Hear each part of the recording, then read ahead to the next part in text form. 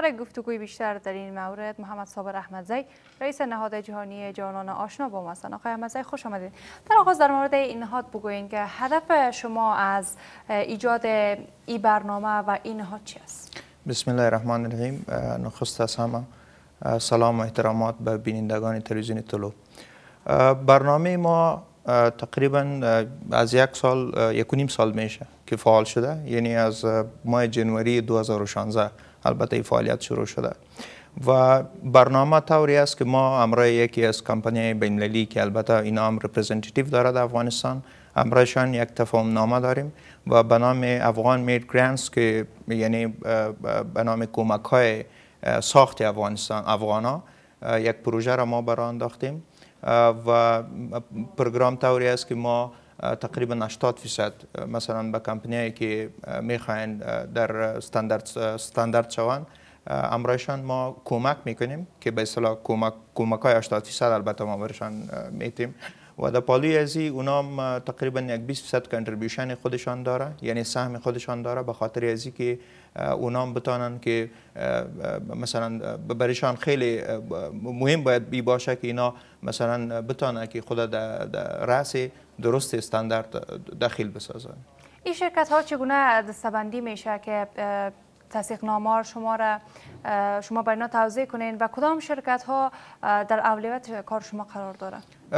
ما در مجموع تمام شرکت هایی که در افغانستان فعالیت میکنن برای تمام ما توصیه میکنیم، حتی به شمول مؤسسات میتونن مراجعه کنه و طریقه کار ما خیلی ساده و بسیط است که یکی خود قیمت هایی که اینا خیلی پول بسیار مثلا به کمپنی بین‌المللی میپردازن، مانند بعضی کمپنی هم مراجعه میکنن به دبی و از اونا تقاضا میکنن که در اینجا مثلا اخذ جواز آیزو رو بگیرن که قیمت های اونا تقریبا از $5000 شروع میشه تا $10,000. از این بیشتر هم پول مردم پرداخت میکنن به خاطر ازی که استاندارد شوه، معیاری شوه.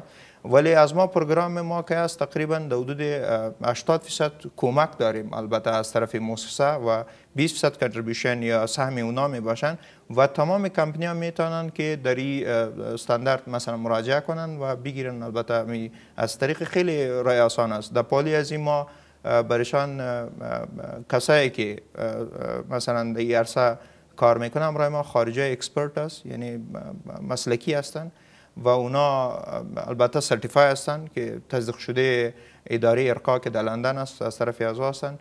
اینا بررسی میکنه، میبینه و در یک خوبی عمده که در این پروژه است وی است که مثلا دو ارگان در این وقت در حساب استانداردسازی اردویشان مشترک فعالیت میکنه که مؤسسه آشنا البته سازمان بین‌المللی جوانان آشنا امرای انمی شرکت مشترک کار میکنه و به حساب ویتنس ما میگیم یا شاهد البته که در وقت ارزیابی امرایشان میباشه به صورت درست انجام. حالا به چند مورد مهم و نکته مهمی را که شما مشخصا بر ما بگوین که شرکت هایی که از شما تصدیقنامه را دریافت کردن چه سهولت هایی به اینا به وجود آمده نظر به زمانی که اینا تصدیقنامه نداشتن؟ تصدیقنامه آیسو که هست سه چیز سرش مثلا سه عمده چیز سرش فکر میکنن که باید یعنی در رشد البته سه چیز خیلی عمده داره. یکی کسایی که خود آیسو را میگیره، استاندارد خود میسازه، سه سهولت در بین منیجمنتش ایجاد میشه و سبب رشد از اون میشه که یکی منیجمنت یا اداره داخلی سیستم منیجمنتشان است. یک موضوع دوم گشایش قیمت هاست، یعنی که قیمت حفظ میشه و سوم چیزی که خیلی عمده است وی است که کاستومر یا کسایی که مثلا امرایشان کار داره یا خرید میکنه خریدارایشان از اونا خوش می باشند. وقتی اینی سه مرحله در یک دفتر یا در یک شرکت یا در یک مؤسسه یا در یک نهاد تطبیق میشه طبعا که تغییر به وجود میاد. دی موضوع مهم اولی است که شفافیت در قدم اول است، به خاطر ازی که کسایی که مثلا در اختلاس دست داشته باشه یا اختلاس میکنن یا شرکت باشه یا ارگانهای دولتی باشه یا مؤسسات باشه این جلوگیری میکنه. البته یعنی نمیمانه که در او پروسه که استاندارد میشه در او پروسه این چیز وجود داشته باشه. حالا وقت مشخص شما تعیین کردین به خاطر اینکه شما تصدیقنامه رو توزیع کنین و بعدا اینا شرکت های خود معیاری بسازن، یا در آغاز شما بررسی میکنین از چگونگی معیاری بودن این شرکت ها و تصدیقنامه ارائه میکنین برنا؟ اول خب ما برای تمام شرکت هایی که در افغانستان فعالیت میکنن به شمول موسسات به همگیش ما اعلان کردیم از طریق صفحه اکبر، از طریق یکی از اپلیکیشن هایی که RFP است البته که ما اعلان کردیم که تمامشان میتونن مراجعه کنن به این پروسه و در این پروسه بپیونده. خیلی مهم است. در پالی از این وقت و پروسیجرش خیلی آسان و بسیط است که میتونه خیلی به آسانی تمام مراحلش کنه. ما البته در استاندارد شدن خیلی قاطع و جدی برخورد میکنیم، چون ما به خاطر ازی که شرکت هایی که مثلا البته استاندارد سازی میکنن اونا فرق میکنن نظر به اینکه یک دو نهاد در یک کار شامل باشه، به خاطر ازی که شفافیت بیشتر ما مد نظر میگیریم. پروسه ازی خیلی بسیط است و تمام شرکت ها میتونن از این مستفید شوه.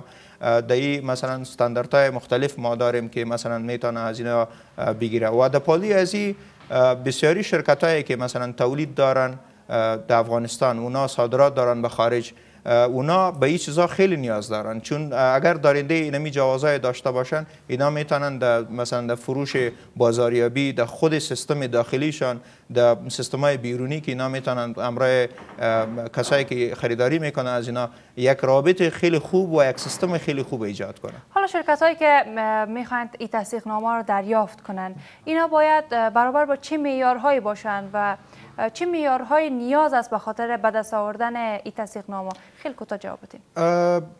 از همه مهمتر این هستند که اینا شرکت هایی که فعالیت میکنن حداقل 3 یا 6 ماه فعالیت داشته باشه. یک موضوع ای است. موضوع دوم سیستم منیجمنت درست داشته باشه، منیجمنت درست داخلی باید داشته باشه و در پالی از اینا میتونن مثلا جواز به دست بیارن و به شکلی که منیجمنت داخلیشان درست باشه، سیستم پروسیجر و پالیسی فایننس و مالی و اینمی چیزایشون جور باشه. تشکر از حضورتان در برنامه.